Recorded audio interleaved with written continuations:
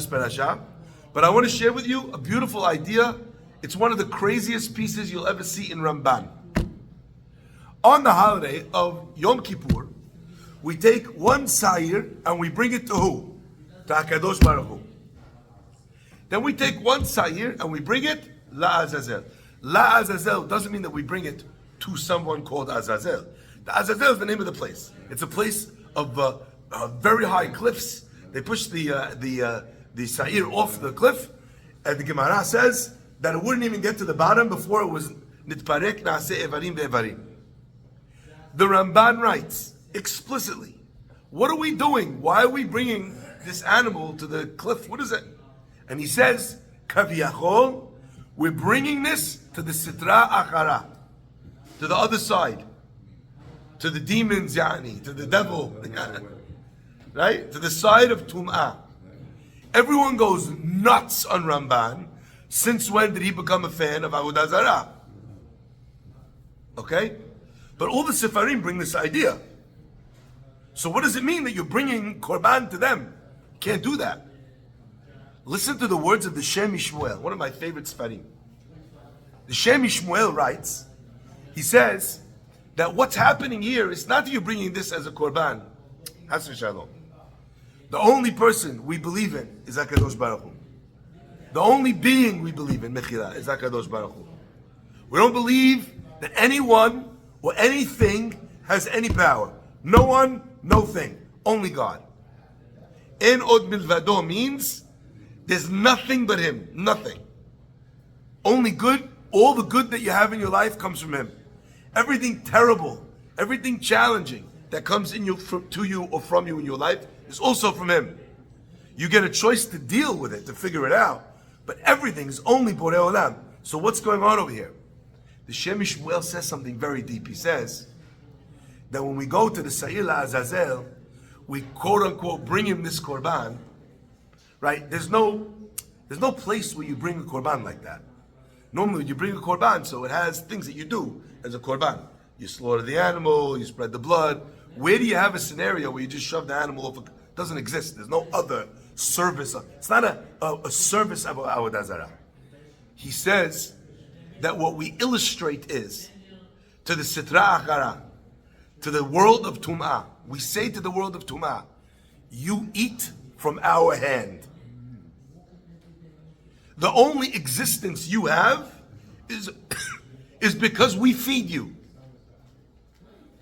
And when we learn, and when we drive into our consciousness, that every Yetzer Hara and every source of Tumah that exists in this world exists only because of one reason. And that reason is, I don't know if that makes me a good athlete or him a good athlete, but as my son-in-law, I'm happy to say that we could both be good athletes. My friends, when he eats by my hand, I decide if you live or die. We are on Yom Kippur reclaiming the power from the Yetzer Hara. Think about how crazy that is. You eat if I decide that you eat. Who else do we say this to? Not only the Yetzer Hara. The Gemara tells us that the Yetzer Hara has an identity crisis. He suffers from multiple personality disorder or schizophrenia. Because not only is the Yetzer Hara, who has Satan, who Yetzer Hara, who Malach HaMavet, same angel. Yored, right? The Gemara says about the Satan that Yetzer Hara, Yored u'mekatreg, Yored u'mefateh. He comes down and he seduces the people. Eat this. Look here. Do that, take this. Oleu mekatreg. He then goes up to Shamayim. He says, look at what he did. Then Hashem says, green light. He deserves punishment. Yored, unoten l'shama. He comes down and he takes the neshama. So the Satan, the Yetzer Hara, and the Malach HaMavet, same Malach. That's what I always say. What the pasuk means when it says, I see, I put before you today, et ha'ayim ve'et ha'tov, et ha'mavet ve'et hara. It's not two things. It's two names for one thing. Mavet ve'et hara, same thing. So on the day of Yom Kippur, who are we talking to? All three versions of him.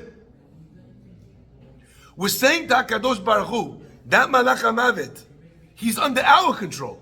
And we're saying this to ourselves too. Here we are begging God for life. But we're supposed to be reminded of the fact that life is in our hands. That Ra is in our hands. We go to the Yetzer Hara and say, yes, you controlled me this year with Lashon Hara. You controlled me with this other issue. But I want you to know, you're not in control of me. You're not the boss of me. I decide if you eat. Your whole purpose over here is only because I made a decision to let you. If I decide to not let you, what happens? You disappear.